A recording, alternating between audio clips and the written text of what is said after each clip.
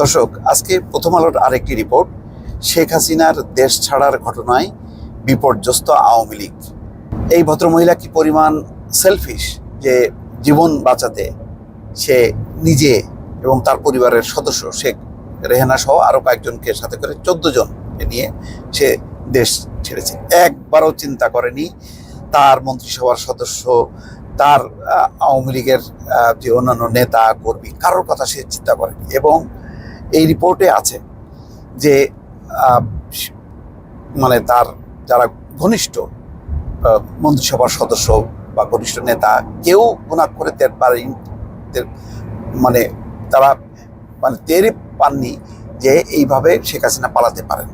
কেননা সবসময় সে বলেছে যে সে জীবন দিয়ে হলেও সে ক্ষমতায় থাকবে এবং সে কোনোভাবে ক্ষমতা ছাড়বে না, জামাত বিএনপির কাছে ক্ষমতা ছাড়বে না বা জামাত বিএনপিকে ক্ষমতায় আসতে দেবে না।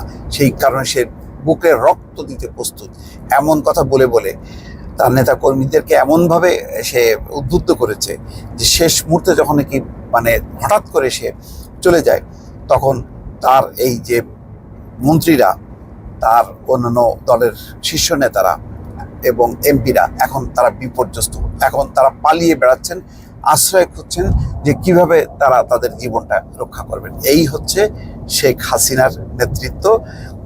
অনেক বেশি বড়াই করতেন, আমি বঙ্গবন্ধুর কন্যা, হ্যাঁ, আমি কখনো মানুষের সাথে বেইমানি করব না। সে তার নিজের দলের সঙ্গে বেইমানি করে দেখিয়ে দিল যে সে তার নিজের জীবনটা শুধু রক্ষা করলো। ভারত তাকে এই সুযোগটা দিল যে শেখ হাসিনা যাতে পালিয়ে ভারতে আসতে পারে। এখন এই রিপোর্টে বলা হচ্ছে জনরোষের মুখে শুধু পরিবারের সদস্যদের নিয়ে শেখ হাসিনার দেশ ছাড়ার ঘটনা মানতে পারছেন না আওয়ামী লীগের শীর্ষ পর্যায়ের নেতা ও মন্ত্রীরা। তারা বলছেন তিনি দেশ ছেড়ে যদি যাবেনই তাহলে শেষ মুহূর্তে দলের নেতা কর্মীদের কেন আন্দোলনকারীদের মুখোমুখি দাঁড় করালেন। সত্য তাই, একেবারে যখন নাকি ঢাকা দখল হয়ে যাচ্ছে তখনও সে উস্কানি দিচ্ছে যে সে প্রতিরোধ করবে এবং দলের নেতাদেরকে নির্দেশ দিচ্ছে। এবং আগের দিন যেই ব্লাডশেডটা হলো, আগের দিন, বিজয়ের আগের দিন, সে এইটা দলকে নির্দেশ দিয়েছে সে যে যেভাবে প্রতিরোধ করতে হবে। তখন দলের নেতা কর্মীরা অস্ত্র শস্ত্র নিয়ে প্রতিরোধ করার চেষ্টা করেছে, পারেনি। তখনও বলেনি যে তোমরা এখন নিরাপদে চলে যাও, অথচ তখন তার বিদায়ের ঘন্টা বেজে গেছে। প্রধানমন্ত্রীর পদ থেকে পদত্যাগ করে শেখ হাসিনা দেশ ছেড়ে চলে যাওয়ার পর তার মন্ত্রিসভার 6 জন সদস্য কেন্দ্রীয় কমিটির 5 নেতার সঙ্গে ফোনে কথা হয়। তারা জানান শেখ হাসিনা সোমবারই দেশ ছাড়বেন এটা ঘুণাক্ষরেও বুঝতে পারেননি। এছাড়া তিনি পদত্যাগ করতে পারেন এমন কোনো ইঙ্গিতও দেননি। শেখ হাসিনা দেশ ছাড়বেন দুপুরের দিকে বিভিন্ন মাধ্যম থেকে এমন খবর শোনার পর মন্ত্রিসভার সদস্য, দলের নেতা কর্মীরা অনেকটা হতবিহ্বল হয়ে পড়েন। এরপর মন্ত্রিসভার অধিকাংশ সদস্য নেতা কর্মী নিরাপদ আশ্রয় খুঁজতে থাকেন। অবশ্য পরিস্থিতির কারণে 2-1 জন রোববার রাতে ও গতকাল সকালে দেশ ছেড়েছেন। পরিবারের সদস্যদের আগেই দেশের বাইরে পাঠিয়ে দিয়েছেন। সংশ্লিষ্ট সূত্র জানায় যে সড়ক পরিবহন মন্ত্রী ওবায়দুল কাদের, বস্ত্র পাট মন্ত্রী জাহাঙ্গীর কবির নানক, পররাষ্ট্রমন্ত্রী হাসান মাহমুদ, স্বরাষ্ট্রমন্ত্রী আসাদুজ্জামান খান কামাল, শিক্ষামন্ত্রী মহিবুল হাসান ও তথ্য প্রতিমন্ত্রী মোহাম্মদ আরাফাত, পানি সম্পদ মন্ত্রী আব্দুর রহমান সহ বেশিরভাগ মন্ত্রী ও কেন্দ্রীয় নেতা দেশেই ছিলেন। গতকাল সন্ধ্যার পর কারো কারো মুঠোফোন খোলা ছিল, তবে বিকেলের দিকে ওবায়দুল কাদের, জাহাঙ্গীর কবির সহ অনেকের ফোন বন্ধ পাওয়া যায়। তারা হয় নিরাপদ আশ্রয় চলে গেছেন অথবা বিদেশে যাওয়ার চেষ্টায় ছিলেন। জাতীয় সংসদের স্পিকার শারমিন চৌধুরী সংসদ এলাকাতেই গতকাল দুপুর পর্যন্ত ছিলেন বলে সংসদ সচিবালয় সূত্র জানা গেছে। এরপর তিনি কোথায় গেছেন তা কেউ বলতে পারে না। বিকেলের পর তার মুঠোফোন বন্ধ।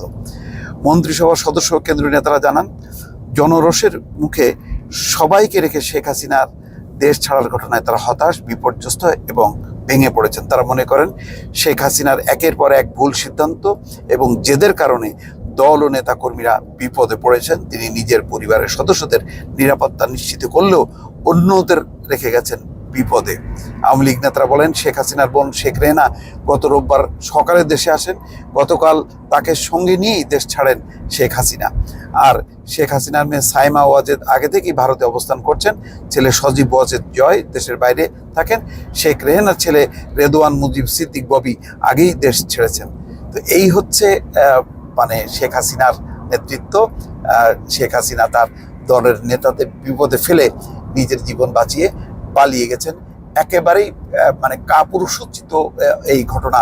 এইটা মানে তিনি শুধু পালাননি, তিনি একই সঙ্গে পুরো দলটাকে শেষ করে দিয়েছেন। আজকে বাংলাদেশের কোথাও মানে তার তো কোনো প্রতিকৃতি নেই, তার পিতা বঙ্গবন্ধু শেখ মুজিবুর রহমানেরও কোনো প্রতিকৃতি নেই।